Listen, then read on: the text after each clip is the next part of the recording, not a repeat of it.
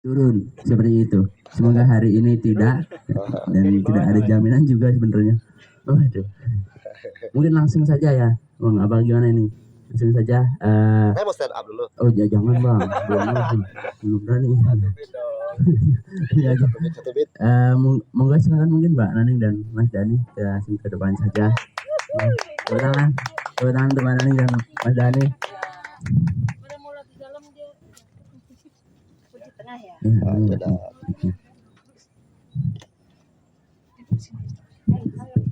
Oke, tentunya untuk membahas buku ini kita dihadiri oleh penulisnya langsung jauh-jauh dari Belgia ya Mbak ya, dari Brussel.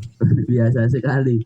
Dan juga untuk mengulasnya kita juga kehadiran pengulas dari Kepulauan Mariana ya Mas Dani ya, Dani Armawan. Oke, Mbak Naning, selamat sore Mbak Naning. Selamat sore. Gimana Mbak Naning tadi di perjalanan naik motor? Mohon maaf ini, wah tadi saya agak kesasar, tetapi itu memang hobi saya nyasar. Oke, tapi aman ya Mbak Naning ya? Aman. Tidak ada kelitih. Oh, sore. Orang Jogja santun iya. dan ramah. Betul sekali. Mas Dani, bagaimana Mas Dani? Mas Dani bagaimana perasaannya? Alhamdulillah senang Mbak. Ini lihat ini, jaraknya jauh sekali. Tampaknya takut dengan saya. Oke, kita langsung dimulai aja ya Mbak. Oke, dari buku ini saya akhirnya tahu Mbak bagaimana penulis mengalami banyak sekali rintangan untuk bisa menerbitkan buku Le Fleur du Mal. Itu bener ya Mbak ya, cara nyebutinnya ya? Le Fleur du Mal. Le Fleur pakai Le Fleur du Mal. Ya, Oke. Mal. Dari dia dilarang bapaknya menjadi seniman, dia mau ke India tapi dia malah mangkir dan akhirnya kembali lagi ke Prancis dan akhirnya bertemu Jean Duval seperti itu ya Mbak ya, seorang artis teater dan mengalami banyak hal sampai sakit ya Mbak ya. Oke. Dan juga ternyata banyak sekali pembaharuan di puisinya Charles Baudelaire ini meresonansikan banyak sekali kejadian di zamannya.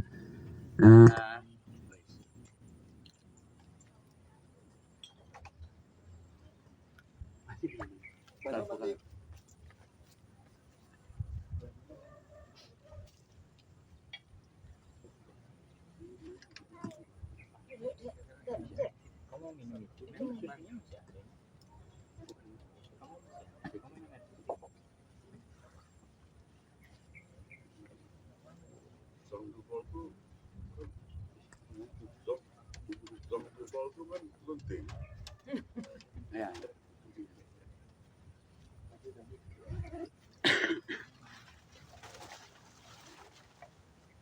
Oke, mungkin dilanjut ya. Maaf teman-teman, ini ada kesalahan teknis, soundnya pinjam soalnya. Mungkin. Apa-apa kedengaran. Iya. Mungkin ini Mbak, langsung ke pertanyaan Bu ya. Langsung ke pertanyaan gimana Mbak? Monggo. Saya kan membaca hampir semuanya Mbak ya, dan mencoba memahami gitu Mbak, karena baru banget nih Mbak soal puisi dari luar negeri gitu, dari Prancis bahkan. Saya juga baru tahu ternyata ada Victor Hugo, ada siapa lagi Mbak itu? Gautier, ada ya. Gautier. Ya. Gimana sih kampus banget ya caranya. Gimana sih? Saya tertarik di bagian arsitektur rahasia itu Mbak. Ya, Mbak Naning kan di bukunya menyebutkan bahwa melihat pendahulunya gitu loh Mbak, melihat pendahulunya tentang bagaimana orang-orang yang membaca Bunga-Bunga Iblis ini atau Le Fleur du Mal ini melihat adanya arsitektur yang tersembunyi, yang terselip di dalamnya. Tapi ada nggak sih Mbak Naning kayak itu gitu? Oh, ora ya gitu. Mbak Naning memiliki interpretasi sendiri gitu. Ada nggak Mbak? Ya kalau menurut saya itu tes ya. Kalau menurut saya itu arsitektur rahasia yang lebih bersifat artifisial. Ya, artifisial artinya seperti ini. Dia kan memberi suatu kebaruan, bukan disusun atas dasar titi mangsa kan itu, tetapi atas dasar cerita-cerita dan dikelompok-kelompokkan, ditaut-tautkan. Yang pertautannya itu kadang, nah kalau betul-betul itu suatu arsitektur rahasia yang diidamkan Baudelaire kan sesuatu yang punya awal, konflik dan akhir, kayak membaca novel seperti itu. Tetapi konflik-konflik yang diciptakan itu kan terpisah, berdiri sendiri. Jadi meskipun itu cukup diramu, dirancang dengan berbagai cara, ya tetap saja itu masih berkesan artifisial. Itu yang pertama. Yang kedua juga antara bab 1 melankoli dan kesempurnaan itu, spleen ideal, itu ada berapa puisi, ada sekitar 80-an. Jadi tidak seimbang. Nah, keseimbangan itu ada satu bab yang cuma ada 5 seperti jadi biar bagaimanapun menurut saya ini masih tetap bersifat artifisial, tapi diupayakan ke situ. Mau menambahin Mas?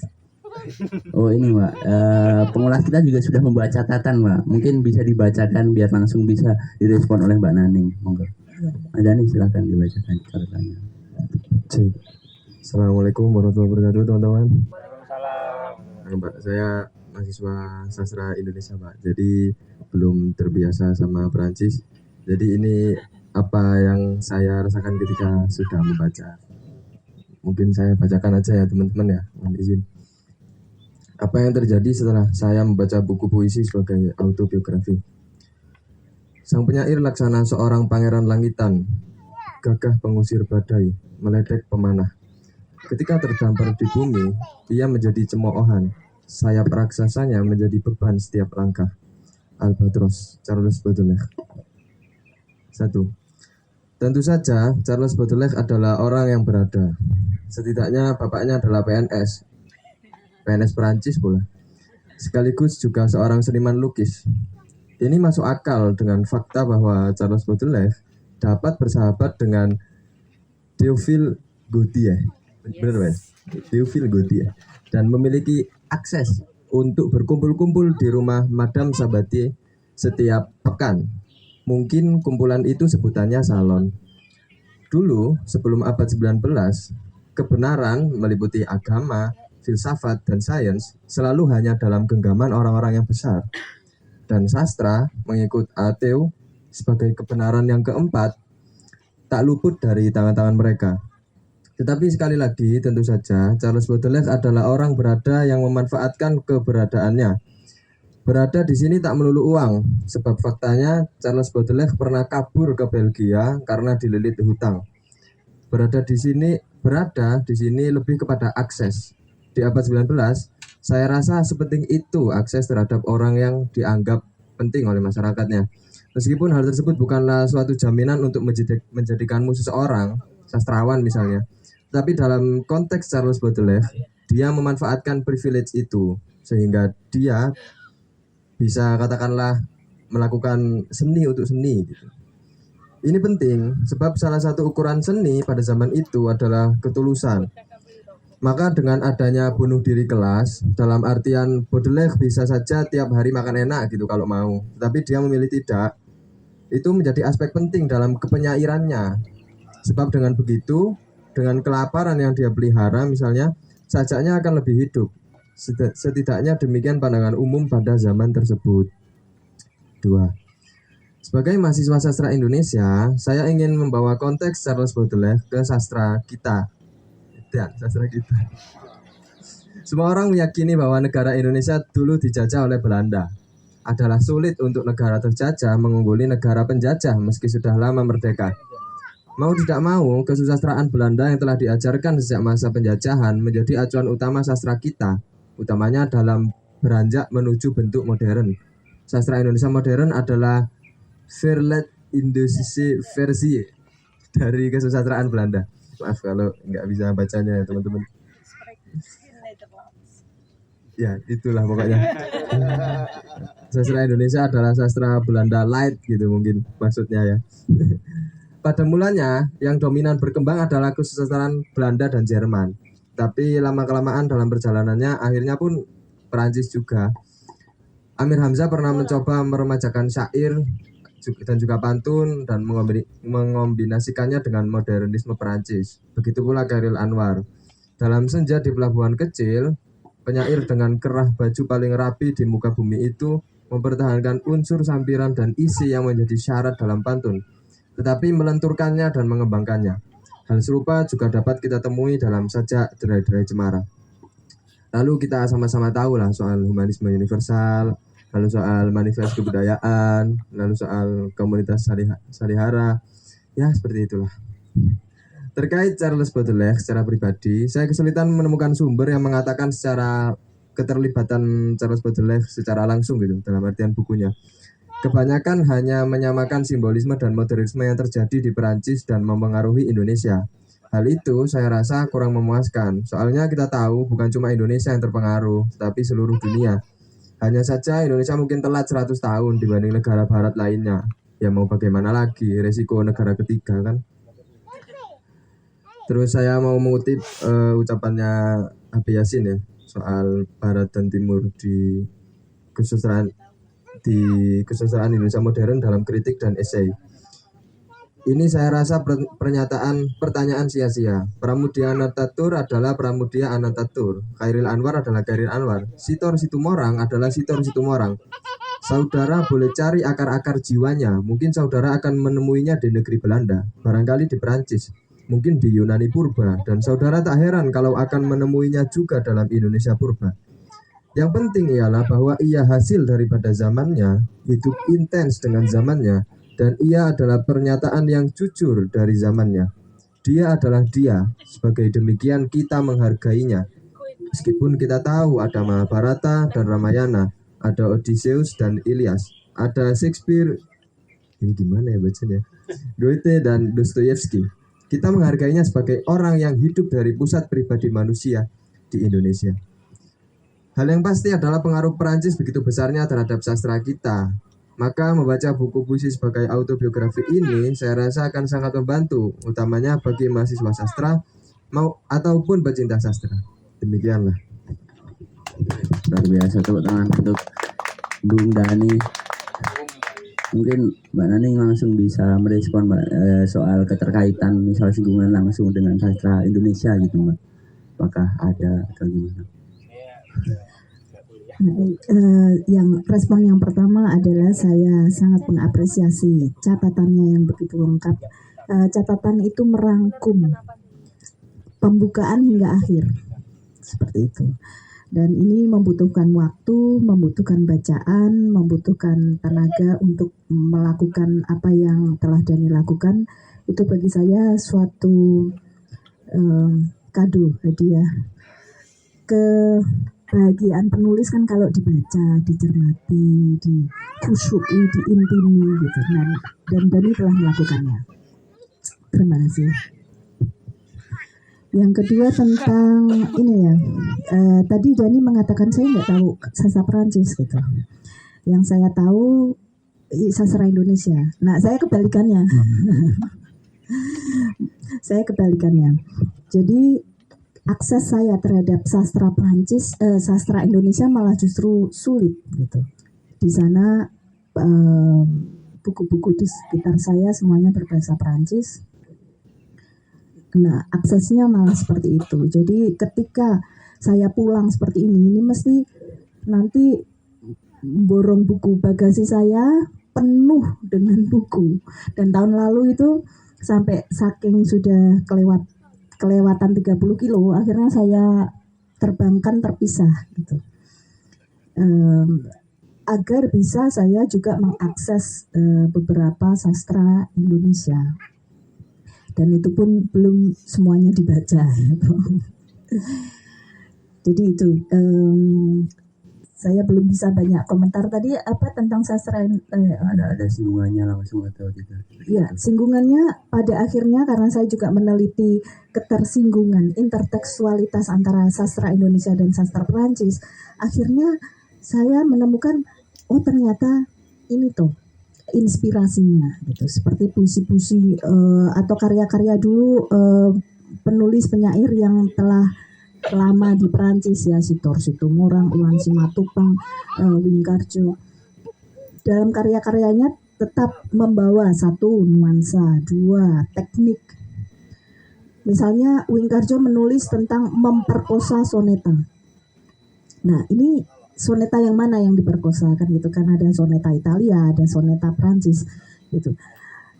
Yang diperkosa adalah persajakan Perancis, karena kalau soneta Perancis itu kan harus dihitung suku katanya, terus ada hemistis itu pemisahan di tengah gitu. Di sini sedikit banyak saya singgung kan tentang persajakan Perancis klasik itu.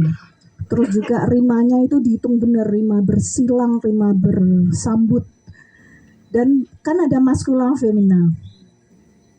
Itu juga wah ini femina, jadi harus nanti yang menyambut itu rimanya sama tapi maskulin. Itu makanya dulu itu racikan puisi itu sulit sekali. Menulis puisi itu ya zaman itu mungkin berdarah-darah gitu. Satu puisi itu betulan di otak-atik seperti itu. Kalau sekarang 1 menit sama ChatGPT bisa. Gitu. Makanya ketika itu timbul yang dinamakan romantisme terhadap ini ya, kesengsaraan menulis puisi kan poet moody itu, penyair terkutuk. Itu penyair yang merasa teralienasi seperti sajak yang dibacakan tadi Albatros. Jadi setidaknya dalam mata Baudelaire itu dia melihat ini loh penyair ini besar sekali seperti Albatros itu kan. Tapi ketika dia dengan orang-orang yang gak ngerti puisi, tidak paham apa itu sastra, dia tampak konyol gitu. Sayap-sayap perkasanya justru menghadang setiap langkah. Jadi kan dia, nah kalau burung yang gede gitu kan malah kalau di angkasa dia tampak megah, tapi kalau dia jalan itu kan malah pincang karena terlalu berat terhadap paruhnya. Itu ceritanya Albatros. Jadi dia membayangkan memang kalau kita tidak pada ekosistem yang benar itu value kita nggak tampak gitu. Mas Denny ada komentar?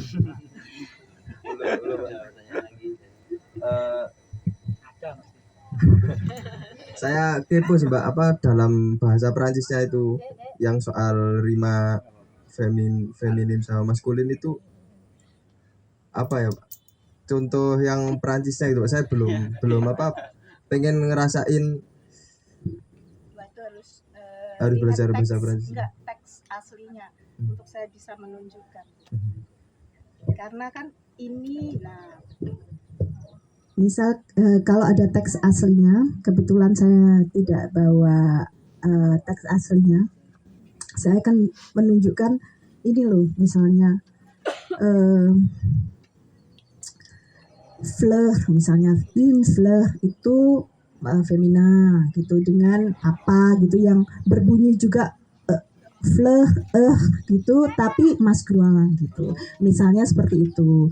Atau yang misalnya anamur itu kan maskulin, nanti yang berbunyi juga gitu tapi femina misalnya gitu. Jadi memang harus dicari-cari betul itu.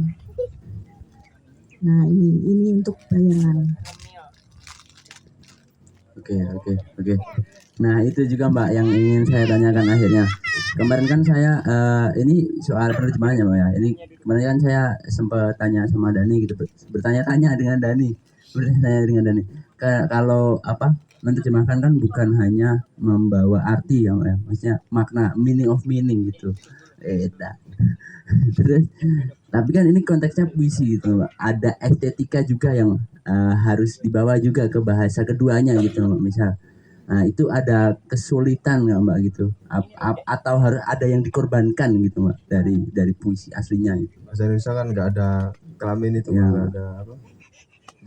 Feminin dan maskulin. Sorry, nggak ada gender maksud saya.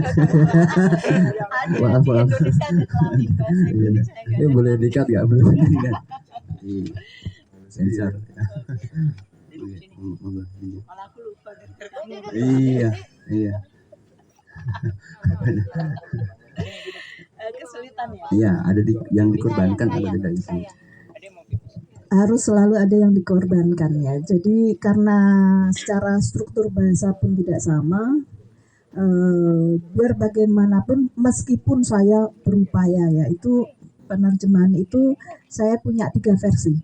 Versi pertama, versi menerjemah bebas gitu. Versi kedua menerjemah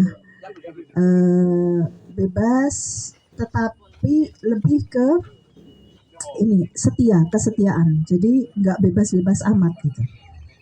Itu saya wah ini kalau terlalu bebas saya tidak akan bisa mengantarkan ruhnya Baudelaire gitu, karena hermistis banget ya, kompak banget, dan itu beda. Misalnya ketika masuk puisinya seperti ini gitu, saya lari ke puisinya Victor Hugo waktu itu. Ada 10 puisi yang saya jadikan sampel, yang saya terjemahkan. Gak seketat itu gitu, gak seketat itu. Nah itu daripada nganggur kan saya kirim ke media dan dimuat gitu, lumayan. Terus setelah itu saya kembali lagi ke Baudelaire. Kok gini, sulit sekali. Misalnya di lukisan penduduk Paris itu, suatu kata awal saja sudah untuk Victor Hugo gitu. Kata awalnya Andromaque gitu. Andromaque, kenapa Andromaque? Ini siapa gitu? Kan googling dulu. Nah itu, oh ini bukunya Jean Racine gitu. Kan harus baca dulu. Setelah itu, tapi ini maksudnya apa gitu dalam konteks puisi ini dan sebagainya. Jadi hal-hal di luar teks itu jauh lebih besar. Mungkin 80% malah justru saya cari tahu dulu yang di luar teks itu, tentang biografinya dia, tentang hal-hal yang mendasari teks-teksnya gitu. Jadi justru baca yang di interteks Baudelaire itu, jadi Andromaque gitu, baca persajakannya gitu. Walaupun itu naskah drama, tetapi kan juga Alexandrina. Jadi 12 suku kata. Itu. Nah, setelah itu kan jadi wah ini aku harus agak setia ini gitu. Agak setia. Terakhir kali yang paling sulit itu adalah mencoba menghadirkan estetika. Jadi saya inginnya kalau di sini ABAB, saya pun ABAB gitu. Kalau di sini CCD, ya saya juga CCD gitu. Tetapi itu pun kadang-kadang frustrasi juga gitu. Jadi sampai main enjambement juga. Wah ini kalau saya main enjambement sak carpe diem kan berarti saya nggak setia gitu. Balik lagi gitu, ulang lagi gitu. Jadi sering stres sendiri sebetulnya. Setelah itu kan memang harus ada yang dikorbankan. Ini gimana gitu. Akhirnya ya kadang-kadang yang di aslinya ABAB saya AABB misalnya gitu. Ya paling enggak rima akhirnya lah dipertahankan gitu. Jadi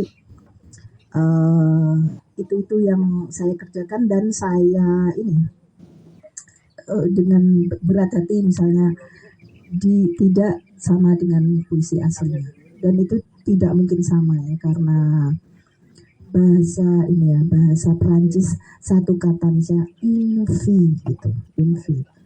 Kita anak perempuan itu kalau mau sama suku katanya sudah jauh ya, paling nggak gadis gitu ya.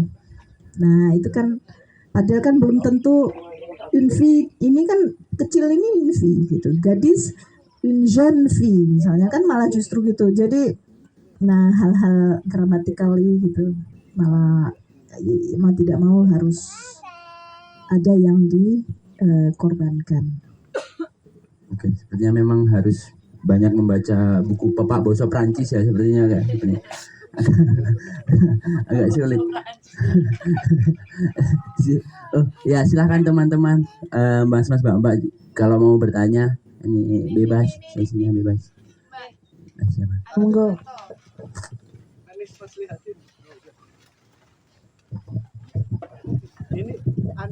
Cek. Terima kasih. Selamat sore teman-teman. Selamat sore Mbak Nani. Maaf saya di sini kelihatan nggak ini? Saya beli bukunya sekitar Februari ya Mas Koto ya.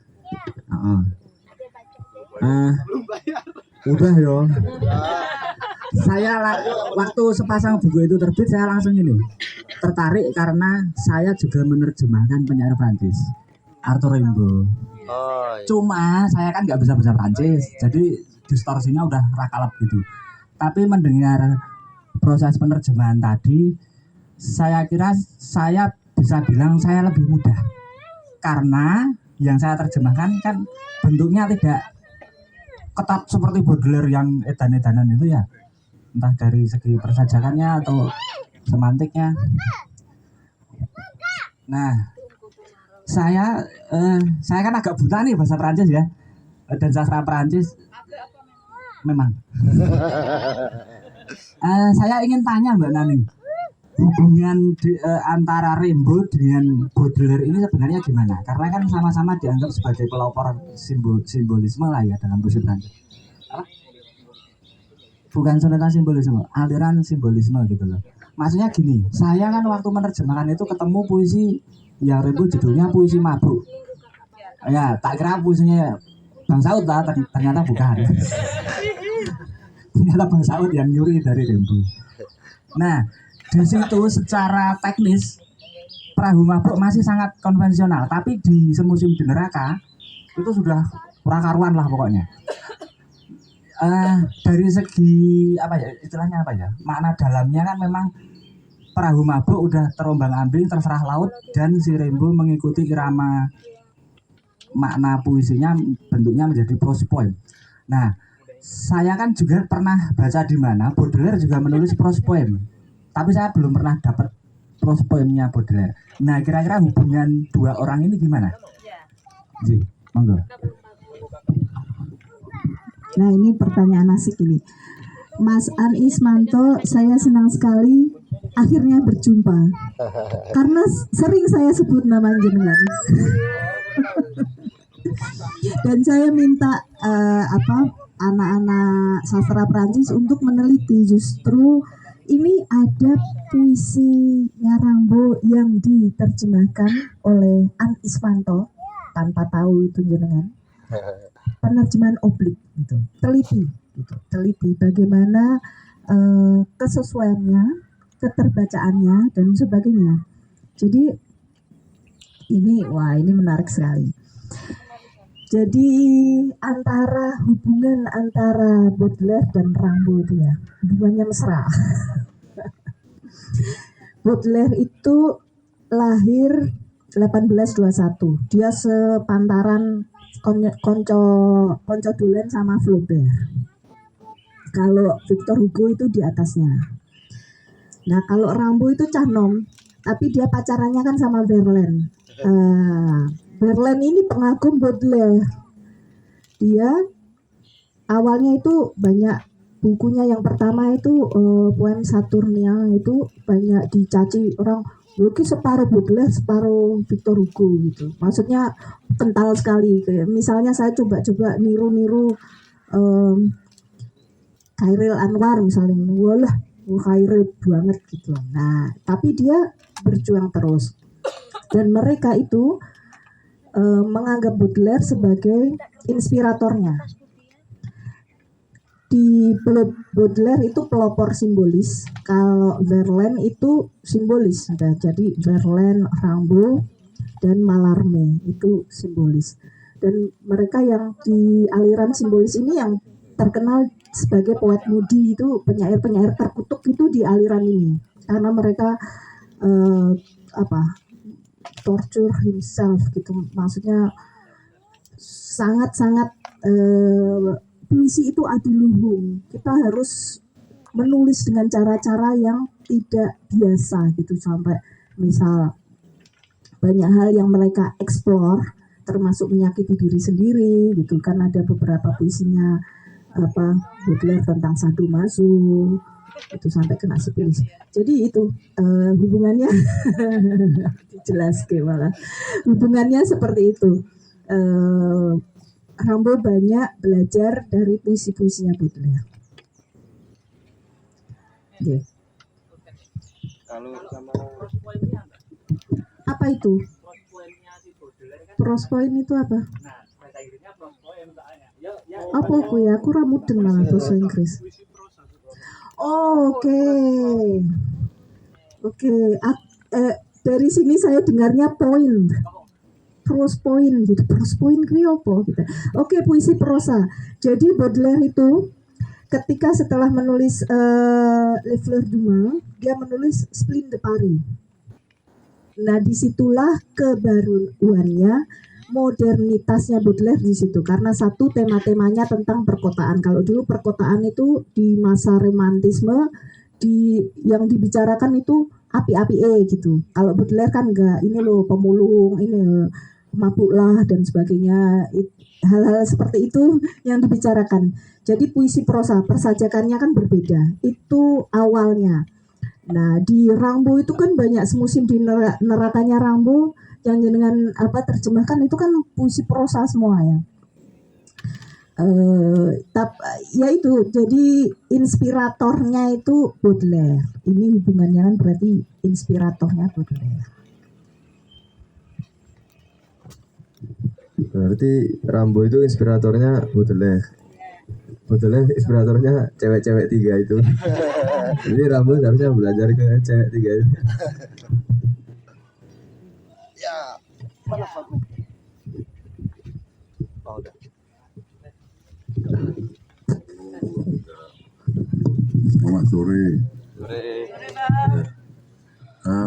Tadi itu kan kalau menerjemahkan itu kan dari bahasa asing ke bahasa kita, terutama bahasa ini ya, Perancis, Jerman apa gitu.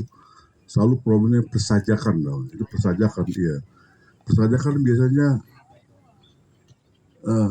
nggak usah diterjemahkan karena bahasa kita nggak punya, gitu ya. Bahasa kita nggak punya persajakan. Bahasa Inggris juga punya itu. Persajakan itu kayak ada nama iambic pentameter, itu Shakespeare itu nggak seperti yang kita ketahui. Yang Shakespeare kita baca dalam bahasa itu sudah dimodernkan, sudah disederhanakan. Ya. Jadi itu ada kayak gini dulunya, iambic pentameter. Tidak distress, tidak distress, sampai 5 kali. Gitu. Ada sebaliknya, distress, tidak distress, 5 kali gitu. Kita nggak punya seperti ini. Nah, jadi kalau ini memang susah karena ini ciri khas bahasa itu kalau terjemahan ini susah ya. Ya linguistik yang gila, apa linguistik baru bisa lakukan mungkin gitu ya. Tapi apa tadi kita ada juga sebenarnya bentuk tradisional kita yang mirip-mirip, namanya pantun. Ya. Pantun juga begitu, tapi kita bukan persajakan seperti dalam bahasa Eropa itu. Dia itu silabel ya. Main di silabel, berapa silabel misalnya kan, kemudian ada AB atau AAA gitu. Kalau pantun diterjemahkan seperti itu nggak bisa. Kalau bahasa Inggris atau bahasa apa nggak bisa, gitu ya. Bahkan namanya aja di Prancis jadi pantun, itu Victor Hugo, goblok tuh kan. Jadi persajakan nggak usah gitu ya. Tapi biasanya orang ngambil bukan persajakannya, di dekat-dekat atau ya arti. Karena terjemahannya yang rumit ya. Terjemahannya kan biasanya apa yang mau kau pentingkan, teksnya atau target, pembaca target. Nah, ini. Nah, biasanya yang karya-karya menang hadiah Nobel itu dia dasar karena bahasa target dia berhasil. Nah, makanya ada persoalan nih kayak hadiah Nobel sastra itu sebenarnya bukan hadiah Nobel sastra itu hadiah Nobel terjemahan. Ya, karena mereka nggak baca aslinya, beda. Han Kang itu dengan aslinya itu vegetarian itu beda sekali. Si Moyan juga tuh ada sini keponakannya Sun Li ini tahu itu juga beda sekali tuh, nggak bisa. Kalau kita mau bilang nggak bisa, makanya sastrawan yang fundamentalis kalau bilang terjemahan tuh nggak ada. Sastra tuh nggak bisa terjemahan, apalagi puisi. Tadi ngomong saja kan, karena untuk apa nih Nanning ini Wah, ini akan sulit untuk memuaskan Bang Saud. Bang, nanti kalau belum puas. Eh, Satu tadi ya, Edgar Allan Poe. Memang Baudelaire ini dia penerjemah. Jadi dia menerjemahkan buku-bukunya, cerpen-cerpennya Edgar Allan Poe. Apa yang masuk di dalam puisinya yaitu kegelapannya itu ya, splinnya itu. Edgar Allan Poe itu kan mencari inspirasi dari kegelapan. Kalau yang lain saat itu menulis tentang keindahan, Edgar Allan Poe kan itu sudah gotik sekali, maksudnya dark gitu. Nah, Baudelaire di situnya, Bang. Dia misalkan menulis tentang orang yang mati gitu. Ada mayat tergelentang gitu di jalan, dia temukan, digerogoti belatung dan sebagainya. Itu diceritakan. Jadi dia menemukan keindahan itu dan dia mensimbolisasikan dengan orang yang sedang orgasme gitu. Itu ada di situ. Jadi ini dia merengkang gitu, pahanya terbuka dan sebagainya. Itu padahal mayat itu yang dia ceritakan di situ. Nah, ini gendengnya kan gendengnya Edgar Allan Poe kan. Nah, itu hal-hal seperti itu banyak sekali ditemukan di bunga-bunga iblis gitu.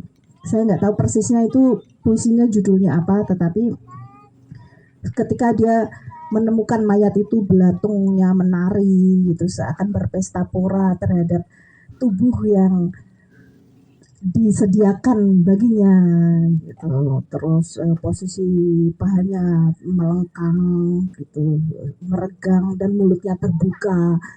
Hal-hal seperti itu saat baca nggak kepikiran, maksudnya menulis puisi tentang subjek seperti itu. Itu kalau yang Flaneur tadi kan pengembara gitu, mengembara dari mengembara dan sebetulnya dengan apa ya, spirit untuk sastra tadi, dia bukan orang yang bisa memanajemen hidupnya seperti orang normal ya. Jadi bapak tirinya itu jenderal kan, jenderal Obik gitu. Kepengennya dia jadi duta besar gitu, sampai ayo kamu disembuhkan. Kalau zaman dulu itu healing itu sudah ada di abad 19 gitu. Para apa? Nah, para apa itu? Ini orang-orang kaya bourgeois itu di sana kalau sakit gitu, oh kamu kurang piknik gitu, kamu healing gitu. Misal Flaubert kan pernah ke Mesir dan sebagainya gitu, terus nulis ke Turki. Baudelaire disuruhlah ke India, malah sampai di Pulau La Réunion itu, berhenti di situ terus balik lagi kan gitu kan, di sini ada ya. Nah, jadi dia memang hidupnya tidak ada ini ya, mengalir saja gitu. Binatang jalang menulis puisi gitu, nggak punya duit, utang gitu. Jadi kan Baudelaire utangnya banyak, dan untuk menghidupi gundiknya gitu, Jean Duval. Saya pernah suatu hari membaca suratnya Baudelaire itu kepada siapa ya, temannya, karena dia kan mau berhutang. Dia bilang, aku tidak punya uang, belum dibayar. Itu kasusnya kayak kita nulis belum dibayar media. Nanti kalau dibayar aku bayar. Tapi ini Jean Duval itu pacarnya, dia sedang butuh duit gitu dan sebagainya. Dan setelah itu saya baca lagi beberapa tentang biografinya. Jean Duval ini kadang karena merasa Baudelaire ini nggak cukup duitnya, dia mendatangkan pria lain di rumah yang dibayari Baudelaire gitu. Oh, ini kacau. Nah, ketangkaplah suatu hari sama Baudelaire. Dia bilang, ya kan nggak cukup gitu. Saya itu baca sampai gede-gede lagi. Wah, membayangkan membayangkan saya menyaksikan adegan-adegan itu gitu. Jadi ya begitulah, ada banyak romantika dan sebagainya. Kan ada 3 kan ya, Madame Le Sabatier, Le Président itu, terus yang satunya Marie Dubrun. Kalau yang ya itu yang paling heboh ya Jean Duval itu ya. Pripun Bang? Sampun? Ada lagi?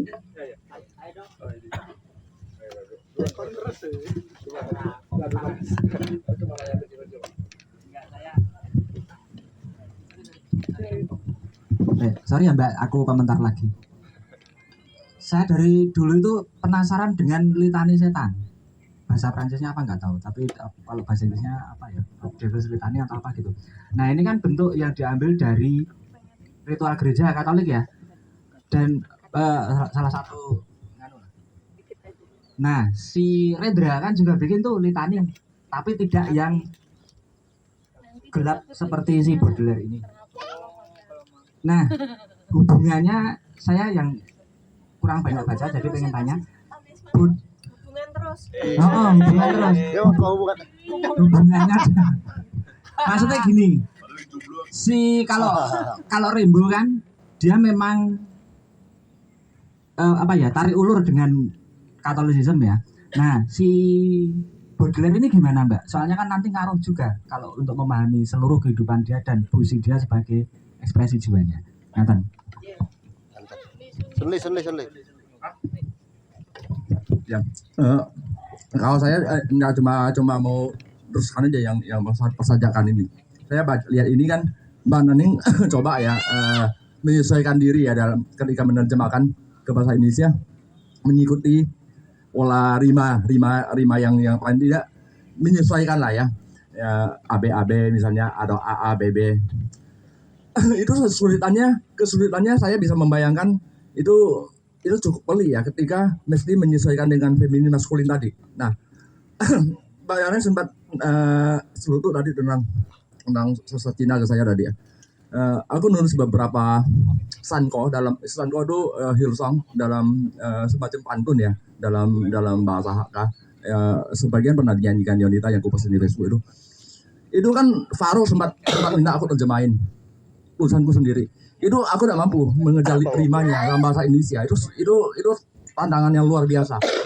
Saya tidak bisa membayangkan kesulitan Pak Naning ya ketika harus menerjemahkan arti, menyelesaikan rima, kemudian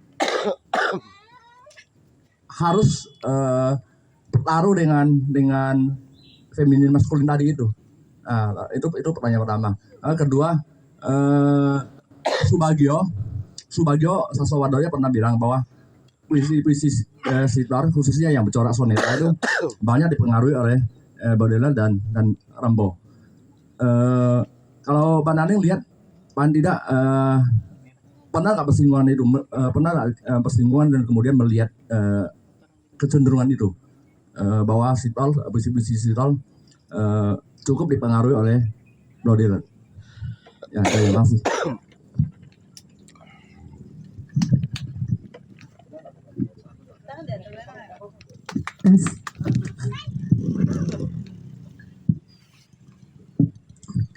Jadi pertanyaannya 2 tadi, hubungan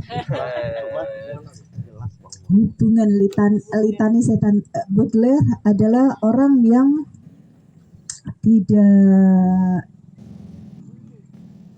berusaha menjauhkan diri dari agama.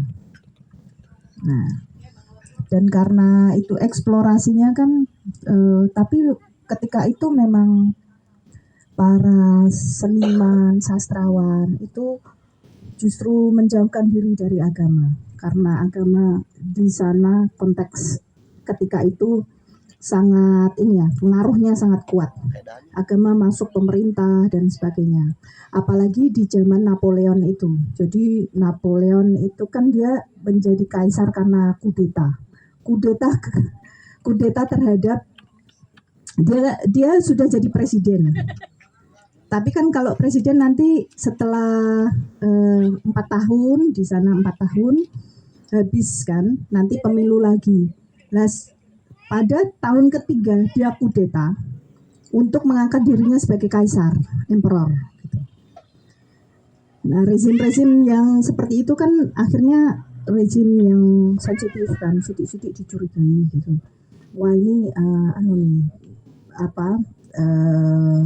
menyindir aku dan sebagainya. Dan dia sangat kental dengan gereja gitu. Jadi dan Baudelaire kalau dibaca itu puisi-puisinya dia antipati justru. Jadi hubungannya begitu Mas, tidak terlalu mesra. Baudelaire menjauhkan diri dari gereja. Itu pertanyaan satu.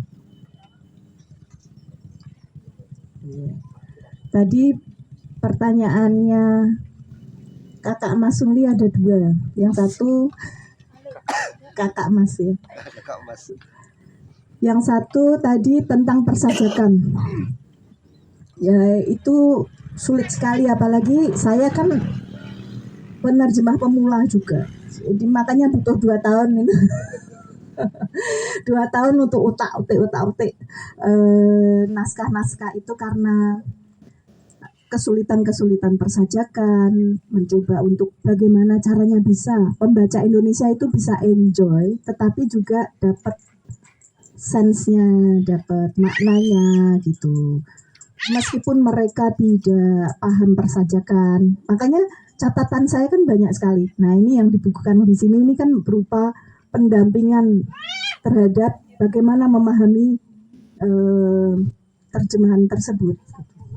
Karena kalau hanya dibaca itu hanya memahami teksnya.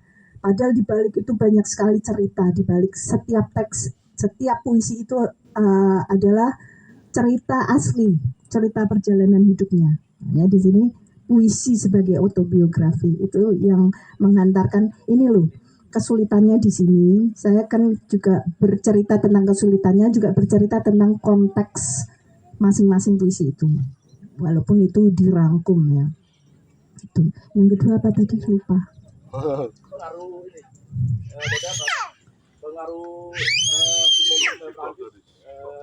Oh ya, Sitor.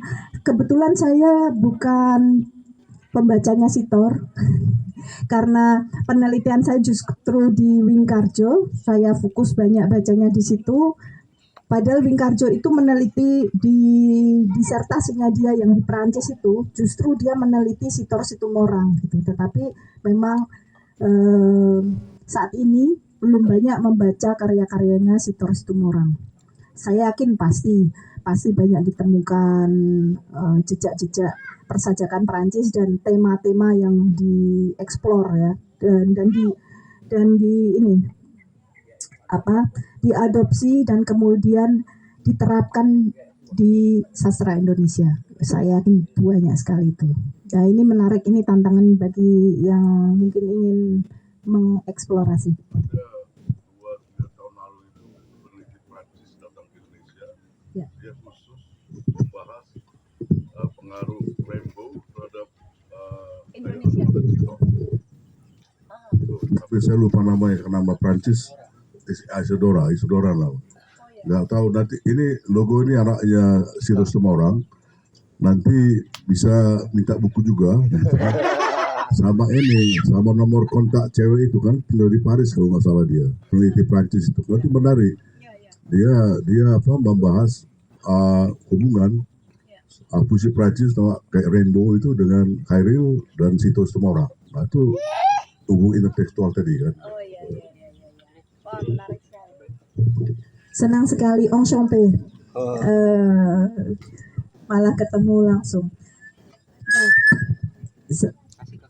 ketika saya membaca tulisannya Wingkarjo tentang Sitor Situmorang itu dan ada beberapa kan mereka berbeda gaya gitu. Wingkarjo kamu tuh mbok jujur gitu. Bagi Wingkarjo, Sitor Situmorang itu kurang jujur dalam sajaknya gitu. Padahal kan harus dibedakan antara ada di Abrams itu kan Bang, ada yang teksnya ini dikaitkan dengan penulisnya atau yang strukturalis itu kan teks ya teks, kamu mau apa analisis teks ya teks gitu. Jadi itu yang saya baca, justru eko seperti itu yang saya baca dari dan tentang Sitor Situmorang. Sedangkan buku-buku beliau malah justru belum saya baca. Saya memahami melalui Bingkarjo itu.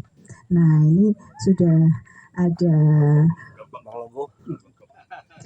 kami sudah berteman di Facebook, sudah berteman di grup WA.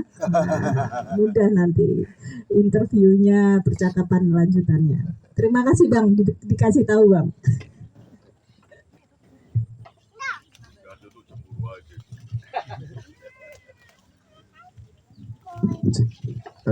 Saya tanya juga akhirnya, Mbak. Yang mana nih? Nah, ini Saya kemarin baca jurnal, Mbak, yang nulis Philippa Lewis. Judulnya stomaching apa gitu. Stomach perut gitu. Intinya apa itu ya, Mbak? Saya di situ mengatakan bahwa dulu di era romantis citraan yang dominan itu visual, semuanya gambar-gambar, dan padahal selera itu lebih dekat ke indera perasa gitu. Tapi kok kenapa di era romantis puisi-puisi itu lebih dominan citra visual? Kenapa kalau emang dominan citra visual, kenapa nggak ngelukis aja gitu? Nah, si Philippa Lewis ini neliti kritiknya Baudelaire, Mbak, yang Salon de tahun itu. Iya, gitulah. 1846, 1847. Iya, di situ dikatakan bahwa Baudelaire pernah nulis kritik seni atau kritik sastra di majalah gastronomi, Mbak. Jadi seakan-akan ngomongin makanan gitu, yang saya pahami, Mbak. Seakan-akan misalnya ngomongin rujak soto gitu misalnya, ngomongin apa gitu, tapi sebenarnya itu ngomongin kritik gitu, Mbak. Tapi benar-benar di majalah gastronomi gitu, majalah tentang makanan. Dan di situ Baudelaire explore indera-indera yang lebih tidak dominan pada saat itu, ya selain visual mungkin indera perasa dan lain-lainnya gitu, Pak. Kalau di puisinya sendiri mungkin spesifiknya Bunga-Bunga Iblis, kumpulan puisi itu gimana, Pak, yang jenengan rasakan? Soalnya dari tadi misalnya nyimak jenengan dan lain-lain baca puisinya, kok kerasa dominan adegan itu digambarkan gitu loh, benar-benar gambar, kayak belum ada indera-indera lain. Tapi kalau di puisinya gimana, Pak? Saya sedang mikir ada nggak ya gitu, karena memang mayoritas itu simbol-simbol yang ditampilkan adalah yang dia lihat gitu. Jadi misal tadi ada mayat gitu. Nah, ini malah justru pertanyaan yang sangat menarik. Saya jadi flashback, sebentar, ada nggak ya gitu, karena memang baru nggak kepikiran gitu, baru kepikirannya sekarang. Indera perasa misalnya gitu. Kalau memang itu kulit dirasakan itu banyak ya, karena dia juga mengeksplorasi percintaan yang lebih dari normal itu. Puisi duelum itu pertikaian, atau saya terjemahkan itu kan seakan-akan pertarungan dua orang, padahal itu adegan seksual, itu sedang melakukan itu. Jadi kayak seperti pertarungan, ini aku kalah dan sebagainya gitu, dia yang menang, napasnya terengah-engah karena pertikaian.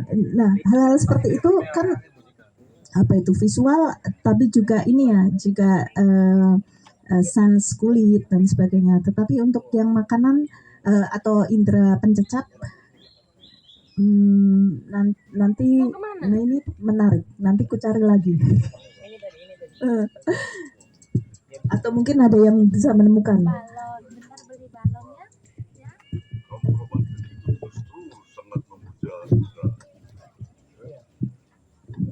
Simbolis ini Kaum romantik itu justru sangat memuja Indra.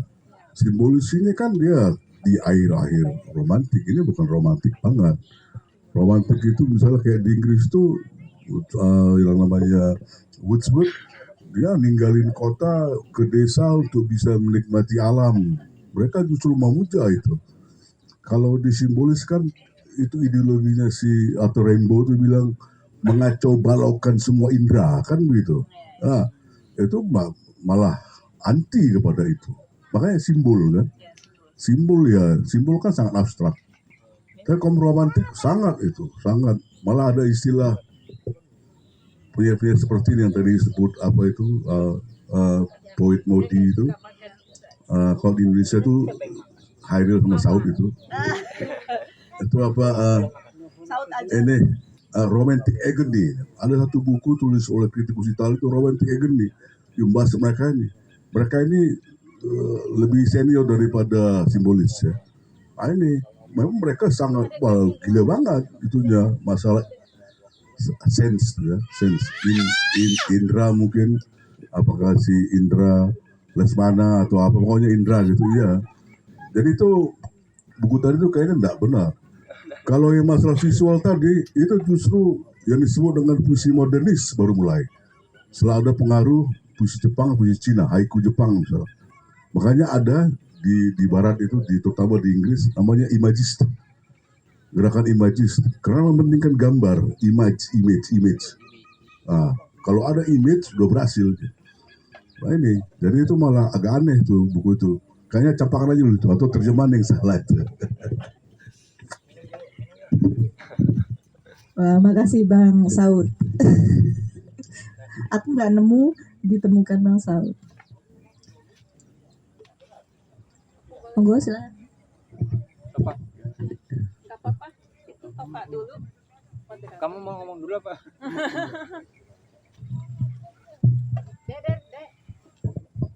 Ya, senang sekali bertemu Mbak Naning. Biasanya bertemu di Facebook.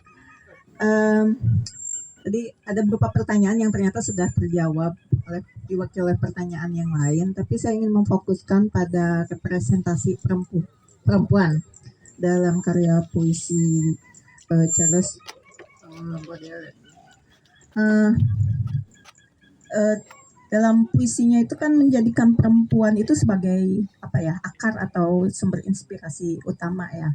Tapi satu sisi dia kan tidak menikahkan seumur hidupnya, dan saya melihat ambiguitas antara perempuan itu apakah karena tidak menikah dia menjadikan perempuan sebagai hasrat, di satu sisi sebagai subjek tapi sisi lain sebagai objek, dan juga dalam tanda kutip membongkar sisi erotisme dari perempuan tersebut. Bisa toh? Oke. Jadi pertanyaan saya sederhana sih Mbak Naning, bagaimana sebenarnya yang esensial dari Baudelaire ini menjadikan perempuan itu sebagai subjek kah, objek, atau sisi ambiguitas itu, terlepas dari soal hasrat sensual, apakah ada yang lain? Itu saja, terima kasih. Terima kasih. Nah, ada pertanyaan feminis. SJW. Ada saya tulis memang sekilas dalam buku ini representasi perempuan. Jadi keseluruhan dari puisi-puisi Baudelaire memang dualisme. Dia menyanjung sekaligus menghina. Gitu. Dengan yang paling kompleks perasaannya itu sama Jean Duval itu. Sebetulnya dia ingin menikah ya seperti orang normal. Makanya dia akan melamar Marie Dobrang waktu itu. Dia melamar tapi si Marie ini lebih cenderung ke temannya. Siapa ya? Saya lupa. Sahabatnya. Ya misalnya kita kumpul-kumpul gini. Ada yang naksir siapa gitu. Ternyata lebih naksir ke siapa gitu. Jadi upaya itu ada. Bahkan pernah meminta Jean Duval untuk menjadi istrinya juga. Itu ada, walaupun setelah itu dia pikir aku nggak bisa kerja gitu. Iya itu, jadi dia membayangkan hidup dengan perempuan, dia nggak bisa baca, nggak bisa kerja gitu. Itu bayangan dia waktu itu. Dan menjadikan eksplorasi tentang hasrat itu dalam puisinya. Jadi apabila dibayangkan representasi perempuan itu kompleks ya, tetapi dia memang banyak yang melabeli misoginis. Jadi memang sangat tidak menghormati perempuan. Kalau saya menganggap itu karena konteksnya pada saat itu seperti itu ya, misalnya tentang perbudakan gitu, dia merasa Jean Duval ini kan mulatres itu, bahkan istilah itu sudah tidak boleh digunakan lagi di Perancis ya. Jadi mulatres itu pernikahan campuran antara keledai dan kuda. Nah bleseran gitu, ibaratnya bleseran itu ras yang hina gitu. Nah itu seakan dia aku boleh ngapa-ngapain karena kamu kan bukan ras yang harus dihormati.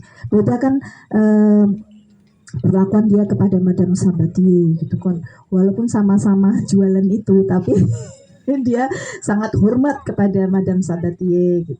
Jadi kompleks sekali itu representasinya dan perasaan-perasaannya terhadap, bahkan ibunya pun dalam satu puisi itu dicacat tapi dimintai pemberkatan gitu. Bu, aku meh jadi penyair, ibaratnya kan gitu. Aku minta doa ya, tapi dicacat dulu itu. Tuhan itu memberikan aku dalam kandunganmu waktu kamu melahirkan. Kenapa? Aku melahirkan ular budak ini gitu, Mas. Itu kan walaupun judulnya kan pemberkatan, dia meminta pemberkatan kepada ibunya untuk menjadi penyair gitu, bukan menjadi profesi lain, profesi yang diidamkan baik General Opik maupun ibunya kan gitu.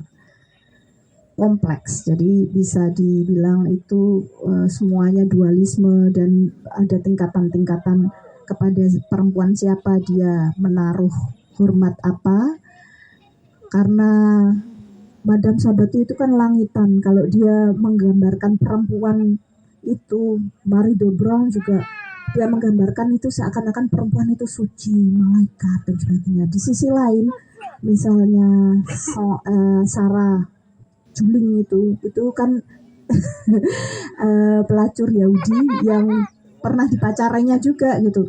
Itu ngenyek-ngenyek gitu. Padahal kan dia sayang gitu, cemburu sebetulnya. Di puisi, apabila engkau mampu akan kau bawa seluruh pria dalam ranjangmu. Itu sudah jebret gitu.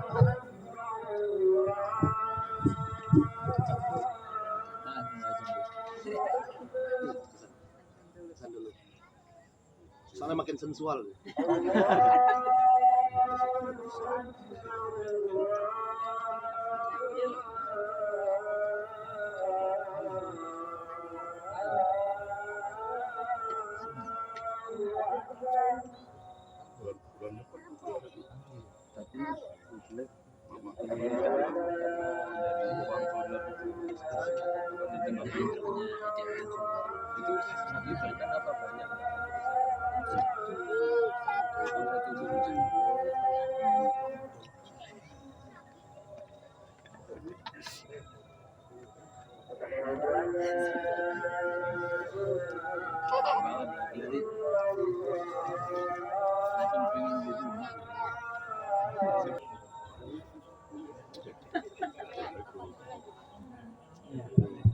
Oke, kita sambung lagi.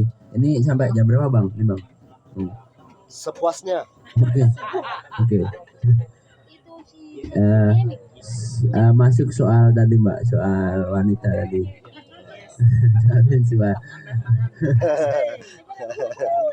Ada nggak sih Mbak hubungannya sama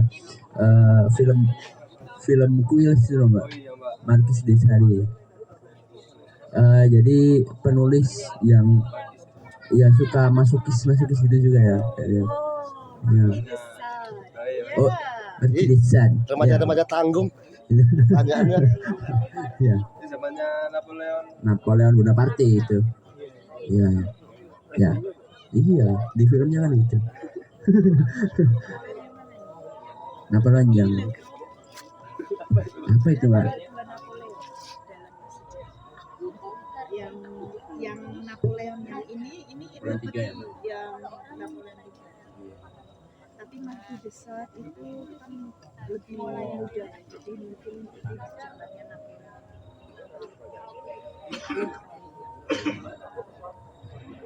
Ada mbak apa hubungannya, mungkin terinspirasi dari sana gitu Mbak, kira-kira. Jadi tadi yang ditanyakan Marquis de Sade itu, padahal kata sadisme itu berasal dari situ. Akar dari kata sadisme itu berasal dari Sade, S-A-D-E kan. Nah itu karena dia kan sadik itu sebetulnya akar dari hal-hal yang sadis itu. Ini pertanyaan menarik karena ada juga akar dari lesbianisme juga di buku puisinya Baudelaire ini yang Lesbos itu. Kan ada Sappho de Lesbos gitu. Jadi ada satu penyair perempuan dulu yang kekuatan syairnya itu diakui setara dengan laki-laki gitu. Hanya ada satu, namanya Sappho. Dia dulu menikah, terus suaminya meninggal, dia mencintai perempuan dan dia menulis syair-syairnya untuk perempuan gitu. Itu Lesbos itu akar kata dari lesbianisme gitu. Jadi awalnya bunga-bunga iblis ini kan Les Fleurs du Mal itu kan mau dikasih judul Lesbos juga gitu. Jadi itu akar kata. Jadi sade itu ya sadisme, sadik gitu. Ini Lesbos, lesbianisme. Asik kan? Nah, nerjemah dong, nerjemah.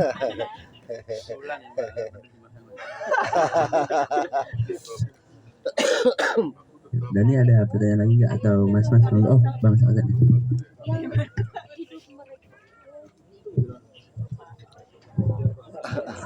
Aku tetap penasaran kenapa bunga-bunga iblis bukan bunga-bunga setan. Aku lebih suka setan ya. Dan kedua, kenapa bunga-bunga, kenapa nggak kembang-kembang? Apa alasan pemilihannya? Kalau aku ya tadi, dulu kan udah pernah aku bilang ya, aku lebih suka setan gitu ya. Karena kalau iblis itu ada kesan agama-agamanya gitu. Ya. Kalau setan ini walaupun dia juga dari istilah agama, tapi dia kayak udah menjadi ini ya, udah menjadi vernakular ya. Jadi dia kita kan nggak pernah bilang orang iblis kok, nggak mau setan loh, gitu ya, misalnya kan. Jadi udah turun tingkat apa ya, berubah nuansa artinya itu. Jadi tetap aja aku tanya nih, dan juga kenapa harus bunga-bunga, kenapa nggak kembang-kembang? Ada pesan apa dengan kembang?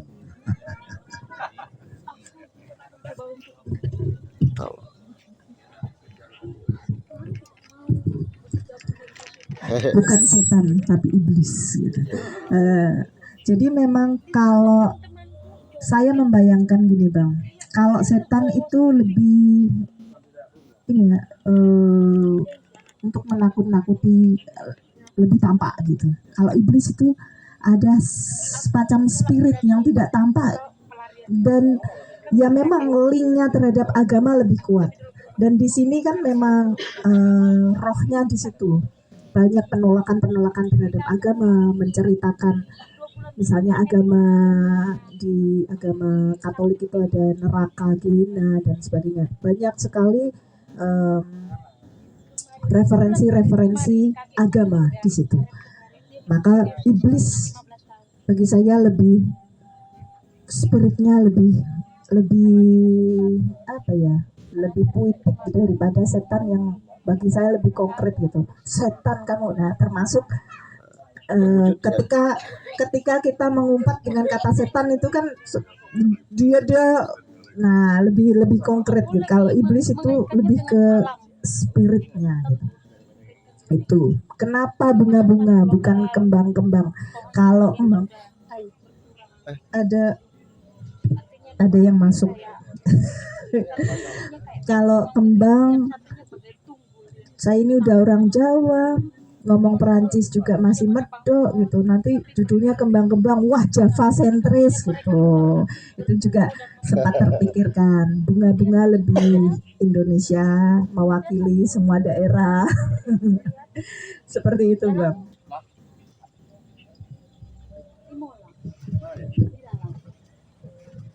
Dani.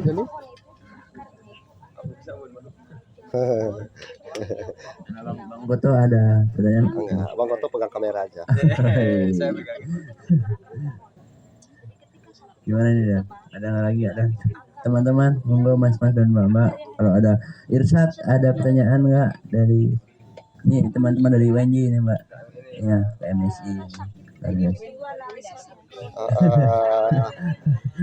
Pindah kelas, ada dosennya juga.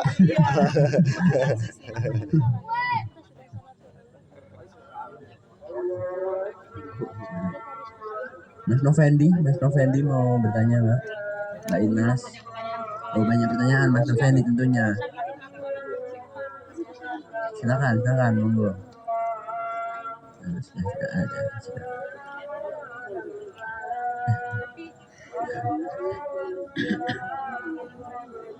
Ya, Dani ada rayuan katanya. Ya coba. Terkait makalah.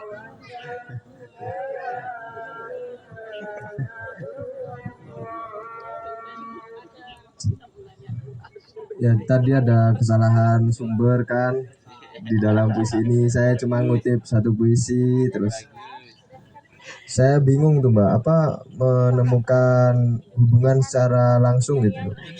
Hubungan lagi apa ya? Saya kesulitan aksesnya ini menemukan sumber. Sepertinya saya belum sampai. Akhirnya saya cuma menulis 3 halaman gitu kan. Sayang sekali, sangat-sangat disayangkan. Andai kata ada buku bunga-bunga iblis di tangan saya, mungkin akan menjadi lebih banyak. 3 halaman ini akan memuai menjadi 30 halaman. Fontnya 25 lagi. Marginnya direkornya. Ya. 30 halaman ya. Font 25 ya.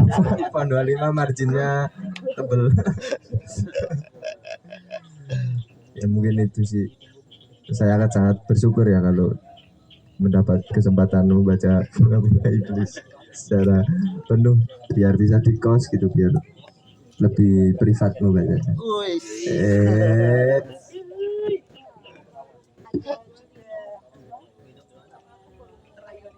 Adakah? Pasti lucu ini dong. Ya lucu nih. Saya juga agak nyari gitu Mbak kemarin di Kerban, enggak di Ipusnas, nggak ada. Mau nyari jokes Mbak dari situ, tapi karena aduh belum ada gitu ya. Nggak nemu jalan Mbak, jadi ya agak nggak lucu. Mungkin ketika ada saya ikutin, iya bisa lebih lucu. Mungkin ikut audisi saya besok. Janjinya lebih ngeri.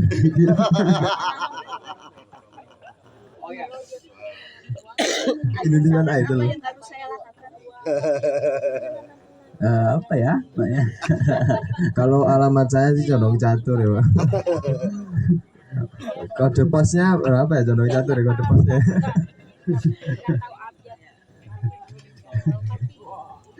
Rayuan diterima. Dan Setelah ini bisa. Iya, terima kasih atas 2 rayuan untuk mendapatkan kembang-kembang setan.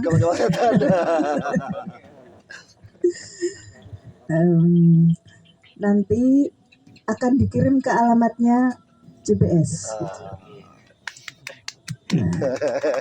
Semoga akan bisa mengintimi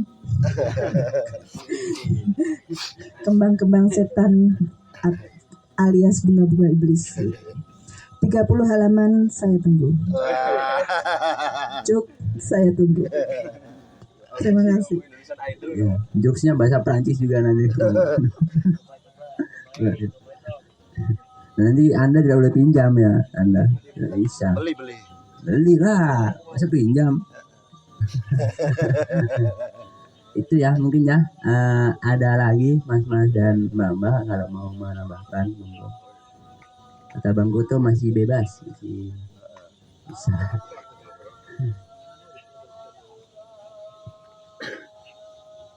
Teman-teman dari UNJ silahkan dong bertanya dong. Irsad kamu ngulang loh, penerjemahan ngulang loh kamu loh.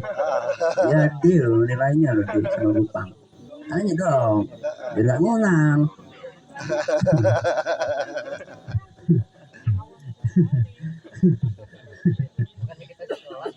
Oh iya, besok ya hari Kamis ya Mas. Lupa, ya aku juga ngulang. Gitu. Sudah. Gimana Bang Beto? Sudah ya? Oke, sudah di penghujung pertemuan, tidak terasa sekali. Maaf ya Mbak, ini masih template kampus banget. Template kampus banget, formalitas. Biar Pak Naning kangen dia. Kangen.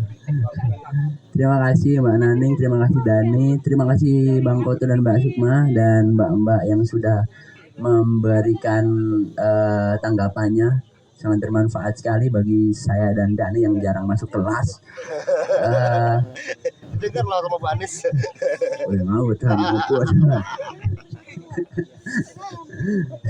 Dani yang selalu minta token kepada teman. Terima kasih sekali Mbak Nani. Banyak sekali hal yang baru saya tahu. Sastra Indonesia saja saya masih bingung. Ini dikasih sastra Prancis. Tapi tidak apa-apa, namanya belajar seperti itu dan step up terus. Itu. Terima kasih untuk semuanya. Mungkin itu saja ya, Mbak ya. Oh iya, Mbak Naning mau memberikan closing statement. Silahkan. Dani juga ya. Saya ingin mengucapkan terima kasih sebesar-besarnya kepada Bang Koto sama Mbak Mutia yang telah membuka ruang dan menyediakan waktu untuk acara ini. Terima kasih kepada teman-teman semua, kepada orang-orang hebat, kepada guru-guru saya yang saya baca tulisan-tulisannya. Saya ingin menjadi seperti mereka. Dan hari ini hadir banyak sekali penulis-penulis hebat pada malam kali ini yang hadir untuk acara kali ini. Ini suatu kebanggaan bagi saya dan saya sangat appreciate atas waktunya, perhatiannya. Dan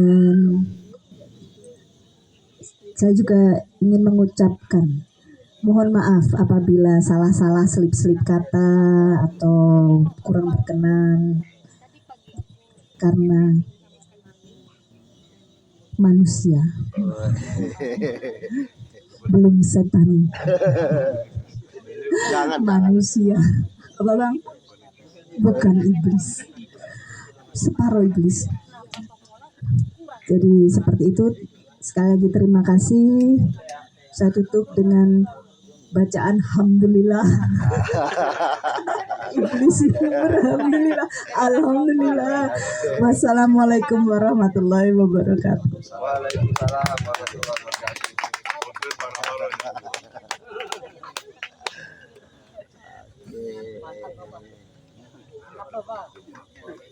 Betulnya itu makamnya di mana, Pak? Kok sekarang Ya, saya mau ziarah itu makam betul. Iya, Perancis di Prancis dan Paris apa? Paris.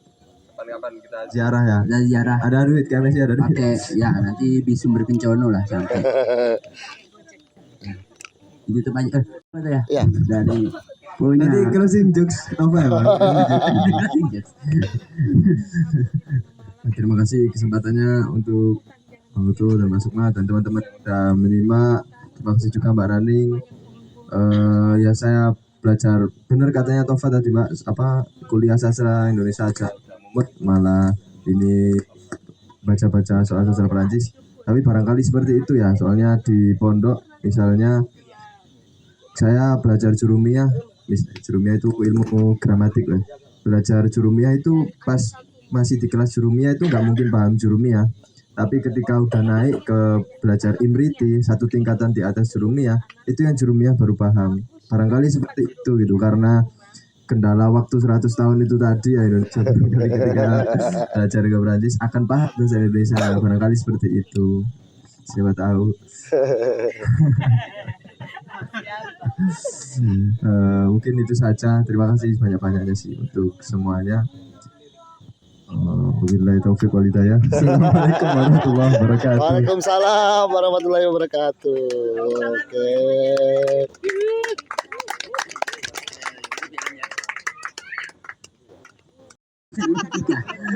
Iya, tentunya. Setuju seperti apa yang dikatakan Dani tadi. Memang Enggak, aku enggak mondok ya, jangan. di public speaking, di MC Dangdut saya biasa menyebutkan nama-nama seperti Niken Amora, Uut Seli. Nah, di sini saya harus lebih belajar lagi gimana itu bukan nama. Saya harus belajar Jean Duval itu, Charles Baudelaire seperti itu. Ternyata berguna sekali seperti itu. Ya, mungkin ini saja juga dari saya. Kurang lebihnya mohon maaf. Wassalamualaikum warahmatullahi wabarakatuh. Waalaikumsalam Luar biasa. Tepuk tangan untuk kita semua.